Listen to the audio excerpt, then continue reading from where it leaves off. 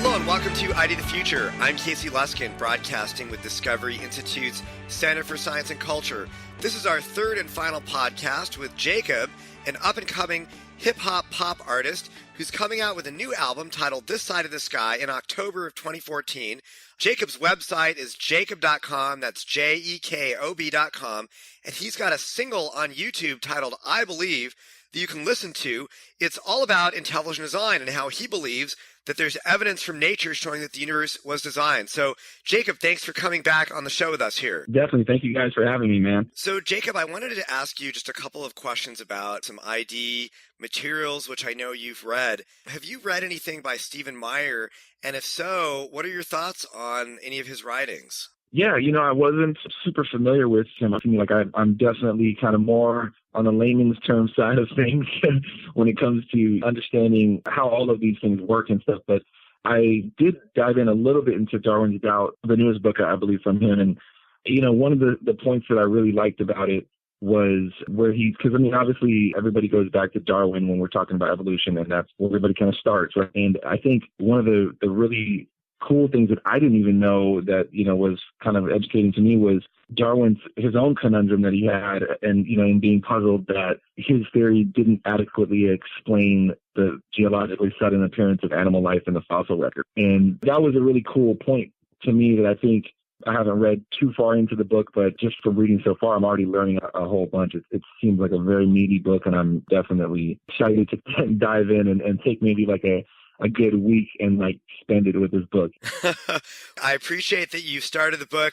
I think most folks unfortunately, Dr. Meyer's books take a little while to get through them. Maybe, take it on your next vacation to Hawaii if that's what you want to be doing on your vacation or something. But I appreciate what you say. I think it is surprising sometimes to see how honest Darwin was about some of the problems with his theory. Right. And I think that what you experienced, I think, is very common for people.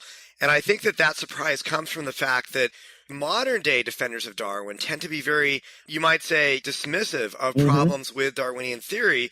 But believe it or not, that wasn't the case for Darwin.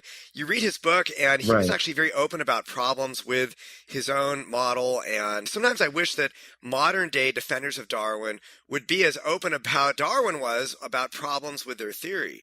Yeah, exactly. That is a huge, I think the new movement, I guess, of evolutionary thinking definitely tends to even downplay some of the statements that some of these brilliant minds have said.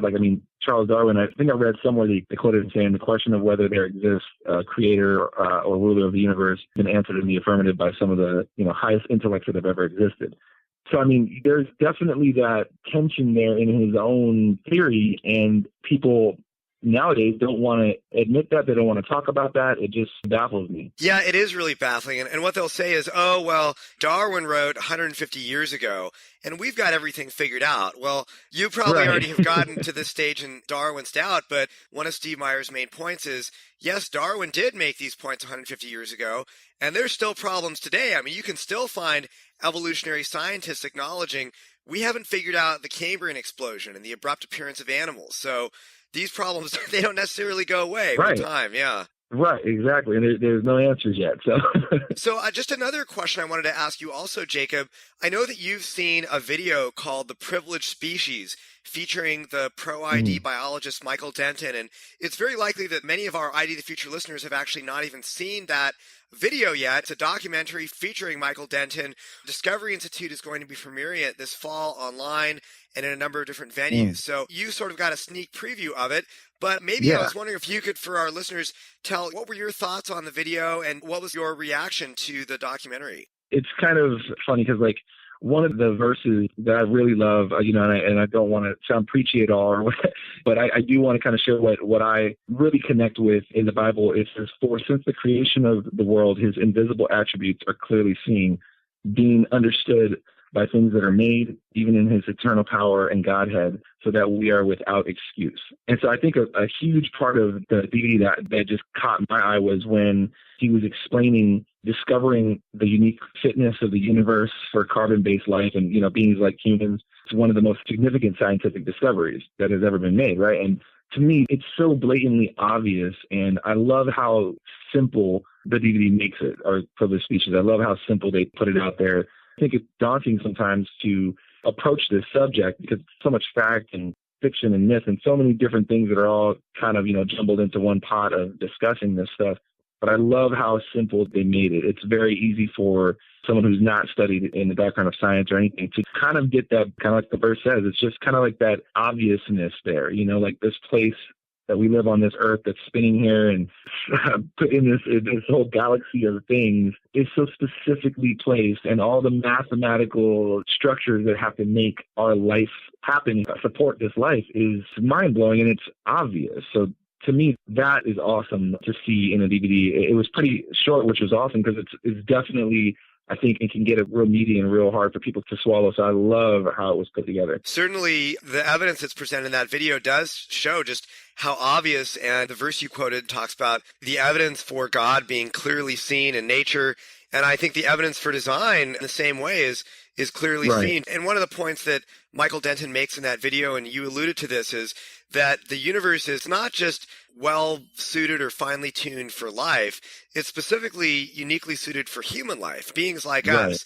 And that really tells you something about the intent of the designer to not just make a universe where life can exist, but it's almost like things were made with us in mind. Right. I mean, you have to kind of step back, whether you're a religious person or science only or whatever way you look at it, you have to kind of step back at the knowledge and the fact of that. That's not an argument that's opinionated. It's a fact that this whole system was made with so much care. Like, we've never experienced an accident or an explosion or any kind of function. All we know as humans, and I even to go back to Darwin's doubt, I think it kind of highlighted this in the prologue, even it just kind of explaining how we've seen this as humans. So for us to take our brains and say, okay, what makes logical sense? We've seen that by our own just repeated experience in life, that these demonstrated powers of creation, this is how we make things. So why would we think anything different about how everything that is here got here? I mean, it definitely points to intelligent design, like all day, every day. There's no argument about it pointing there. When you approach science with the mindset that you just discussed and described, that, hey, we're going to anticipate that the universe was designed with us in mind, that actually can guide scientific research. You can start to make predictions about what you're going to find in nature, that, hey, this property of nature, it's not just arbitrary or random.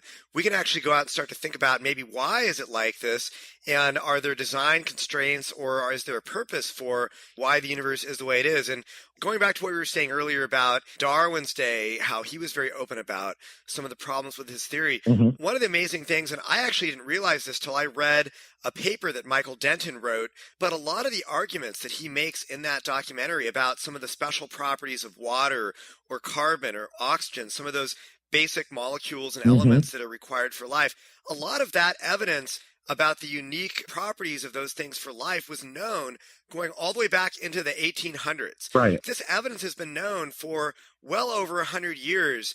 And it's great that Michael Denton is, in a way, rediscovering some of these arguments now and bringing them up. But science has been around for a long time, and these design arguments are really nothing new. Right. Again, it's kind of sad that modern-day scientists ignore some of this when we've known for a long time that nature has a lot of special properties that are suited for life. I don't know if you have any thoughts on that. That's kind of one of the things that I'm saying. Like, there's a quote from a physicist that I really love. I love diving in, especially with this project that I put together in my album. Like, I really enjoyed diving into just some of the different, incredible minds that were out there that did work that I can't even imagine doing. But one of the quotes from a physicist named Paul Davies, it may seem bizarre, but in my opinion, science offers a surer path to God than religion. And that's kind of a strong statement, right? But to me, I think what you're asking, it points to there's so much in science that I think if we take all the politics out of the arguments and conversation, and we just have like a simple look at things, just water, I mean, in general, just looking at one of the facets of the millions of things that go into all of this. If you just look at water, we cannot have life without that. These things do not exist with one simple element. I shouldn't say simple, but just one element, right, out of this entire equation. So I think that kind of brings it back to me to just that common sense, that childlike wonder of how did all this get here? How is all this working together? It's all so cohesively designed to work together that if one little peg was taken out of that, talking like just very minuscule things, were changed, we wouldn't have life here. That screams care and creation. It screams care. Somebody cares a lot. Absolutely, Jacob. It's great to use that quote that you just said from Paul Davies.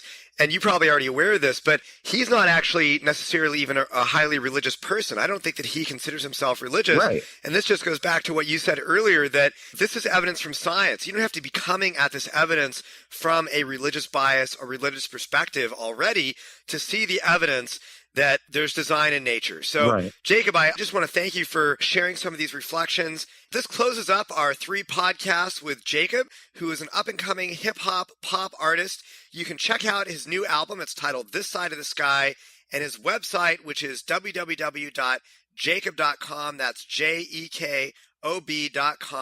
Again, check out his single on YouTube, which is titled I Believe. So, Jacob, thanks again for coming on ID the Future with us. Yeah, thank you guys so much, man. I love the work you guys are doing. I'm Casey Luskin with ID the Future. Thanks for listening.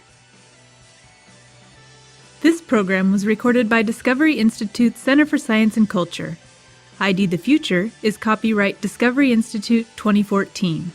For more information, visit www.intelligentdesign.org or www.idthefuture.com.